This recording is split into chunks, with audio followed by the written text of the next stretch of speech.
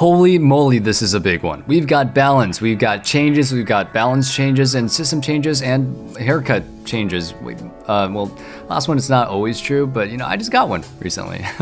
Just thought I'd share that with you, even though you guys probably don't care. Oh well, time to stay in and play TFT, because this patch is out of its mind. Hey guys, and welcome back to another ProGuides Teamfight Tactics video. Today we're gonna be looking into patch 10.24, going through the interesting changes that Riot has made, and making some predictions on how our experts think the meta is gonna shake out. 10.24 is a big one. One of the reasons this is huge is because the holidays are coming, so Riot has a lot of work in for this one. There are quite a few system changes which will thoroughly change the way that we play the game from a strategic standpoint. These are quite welcome, since the game has been largely solved and honestly been kind of boring for the last patch, outside of some wild off-meta wins that you could pull off. We actually will go through the system changes first since they are quite big, then move on to the rest of the balancing. We will share our opinions on what those changes will do to the game, as usual in our prediction section. For our question of the day, which is your favorite change this patch and why is it the player damage change?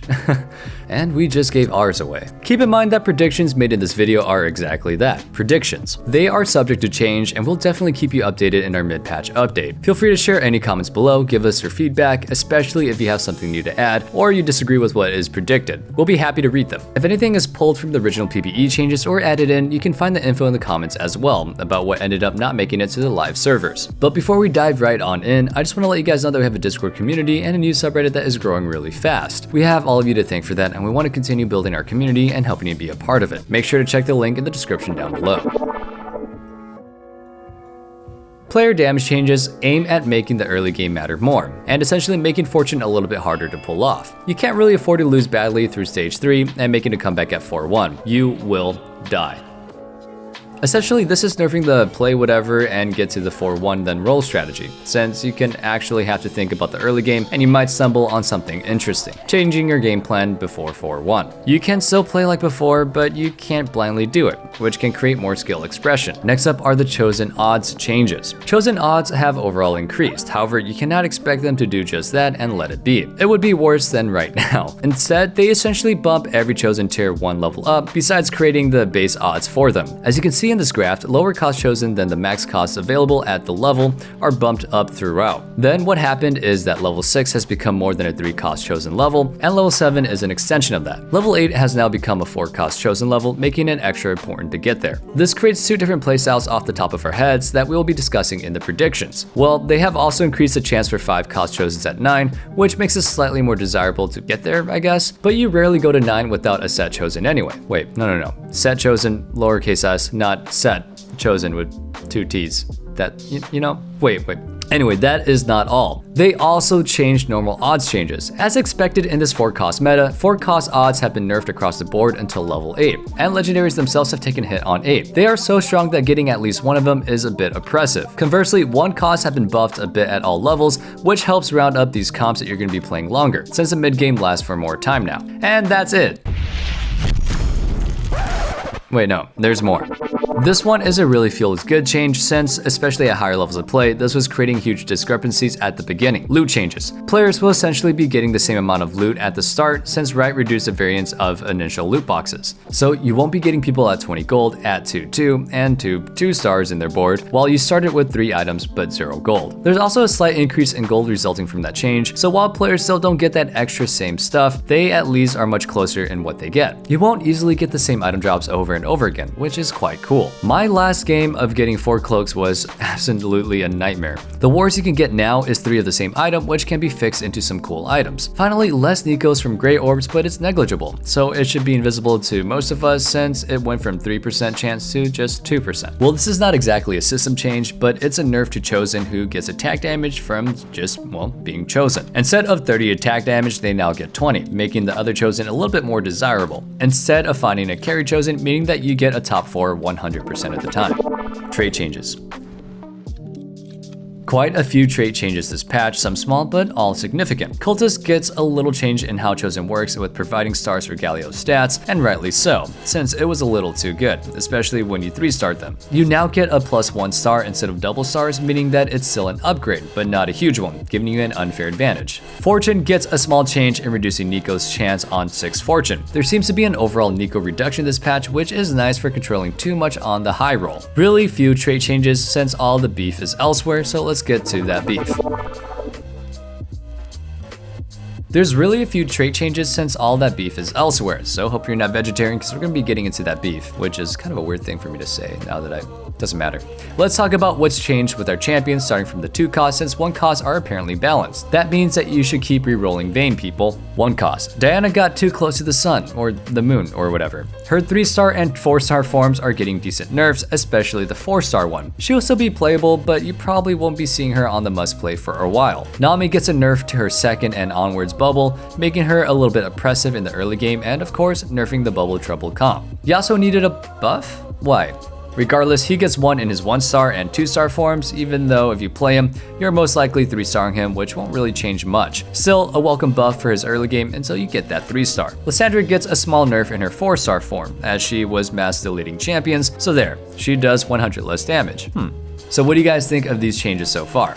2 costs. Aphelios gets some oomph back, gaining some base AD, casting his first turret faster. Zed gets slightly buffed with some base attack speed, which is nice, but the shade comp was already decent. Maybe this flips it a little bit more over the edge.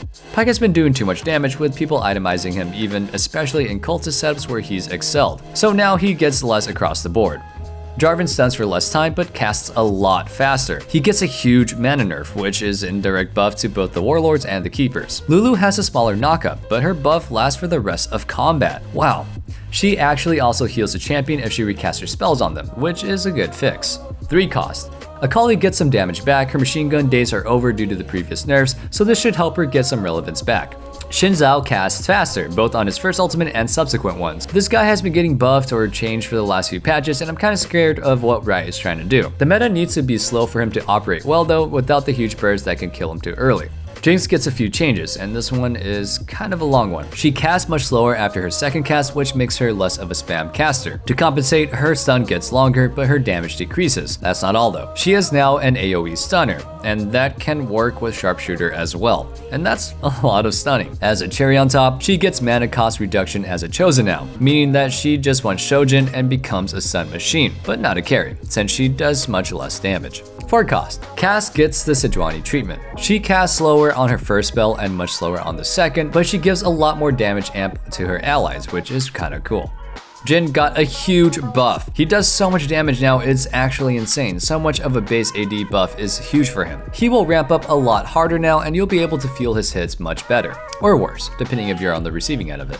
Warwick gets a bit of a change too. He gets a lot of base AD as well and a decent nerf to his attack speed. However, his Howl now becomes a buff instead of a debuff, sort of like Jarvan from set 3. He gives attack speed to allies around him after he kills a unit and then howls. Talon gets to do much less damage. Finally, he casts faster but does significantly less damage with his spells, along with some changes to his leap. He is no longer invulnerable during it, kind of like Set. You cannot CC him, but hey, the best CC is death, huh? He also doesn't get his mana back when he kills. To compensate for all of that, the leap has been sped up a little, so that you just don't get to shoot him as often as I try shooting my shot and getting rejected. Azir gets to cast a little bit later consecutively, as per the usual treatment of the high impact spell champions that Riot gives when they find out that, chain casting is too good. Set casts his first spells a little bit faster, and that's good, because he too often never casts until he comes back from his pull-ups. Lee Sin gets a buff to his stun, which is pretty nice, as you can sort of use him as a targeted Zephyr for any frontline unit you want. The secondary stun got a little bit of a nerf, but oh well. Yone finally gets the nerf that he deserves. He casts faster. Wait, that's not a nerf. Don't worry, the rest are. He also shreds 90% of armor and MR now, up from 60. That's actually not a nerf either. Wait, what's going on? Well, he no longer knocks people up during his spell, so I guess he's just a boring damage dealer now. He's also unforgettable during the cast for good measure. And that's gonna be it with the champion changes. So many changes, with a couple of mini reworks in the mix as well. All this should be refreshing the meta quite a bit, so we're really looking forward to all of it. Item changes. Only one item changed this patch, as they're pretty excellent in terms of balance. Zz'Rat Portal gets to have less AD in the Little Voidling, which is nice, as it was a little bit too strong, especially in the early game where the champions are 1-star and they don't really have that much AD or defensive stats to kill it. Placeout Predictions. There are 2 old ways that could resurface on top of any new ones that we will be happy to share once we discover them. The first is that we might get back to 3-cost carries, with level 6 and 7 being much more defined around rolling for 3 costs, including 3-cost chosens, and the consecutive buffs many of them might have gotten, as well as the slowing down of the 4-cost powerhouse coming into the game. It could be time for the 3-costs to rear their faces. The other way to play is not exactly new, but it's a transfer of the current one. Instead of going to 7 and then rolling down, we now have to go to 8, looking for impactful 4-cost chosen. The difference is in how we get there, especially with the early and mid game being full of landmines and more player damage than before. So picking an early chosen is becoming more important, and given how late level 8 can be, you might have to switch chosen 2 times before you roll down. During that time, you can stumble onto a comp that can actually play without going to 8 for a roll down, like a strong 3-cost chosen. That way you can create more options for yourself while adhering to the overall game plan. Make sure that you try out new ways of playing, leveling, timings, and all of that, as the game just got slightly more refreshing. Comp predictions. Keeper units keep getting buffed, and the 3-cost chosen potential meta likes them. Let's hope that it works and keepers get to stay, since they are quite interesting as a comp. Jarvan's buff and added CC and damage certainly definitely helps. Warlords try to keep finding another way to carry other than Katarina, who is kind of lackluster, someone who can help them do physical damage and not get fully countered by mystics. This buff might help them since Xin Zhao is much scarier now, but he still finds it hard to survive until he has stacked enough ultimates. Chosen Xin Zhao is probably the way, since he's also tankier, and Warlords could be a comp where you don't really start playing from the get-go, but ease into once you find the right chosen. We'll see. Ashe comps will still remain. She wasn't touched, and her biggest counter was nerfed to the ground. At least for the first few days, as people try to figure out the meta, she will be a staple, since most players are familiar with her comps and will default into them. Cultists are still gonna be good, even after the change, just a little bit less oppressive. The Jhin buff definitely makes for a ton of hurt. Sharpshooters might be interesting now, with clear distinction between support units and carry units in Jinx and Jhin. However, it's still probably best as a splash into other comps like cultists. Dazzler and Adept remain as really strong additions to many comps, and we will keep seeing them and their chosen in our game's next patch. Dusk wasn't really touched, and we could argue that it was buffed since Cassio has a much better spell now, even if it's seen less often. Except some Rivens be slicing and dicing, you know what I'm saying? And that's gonna be it for today's video. This patch should be fun. Riot is aiming to shake up the meta, and that always lasts for a while. Also, and personally, I'm not always the biggest fan of change, but you know, this one seems pretty good so far. Come back to our channel for regular videos as we try to figure out things with the rest of the community and share them with you and help you get that sweet, sweet LP. Thank you all, as usual, for tuning in. Let us know which comps that you think will dominate in 10.24, and if you want to get better at TFT, visit ProGuides.com, where you can find a challenger coach who will help you reach your dream rank. And with all that being said, stay safe, stay healthy, and have a wonderful day. Peace.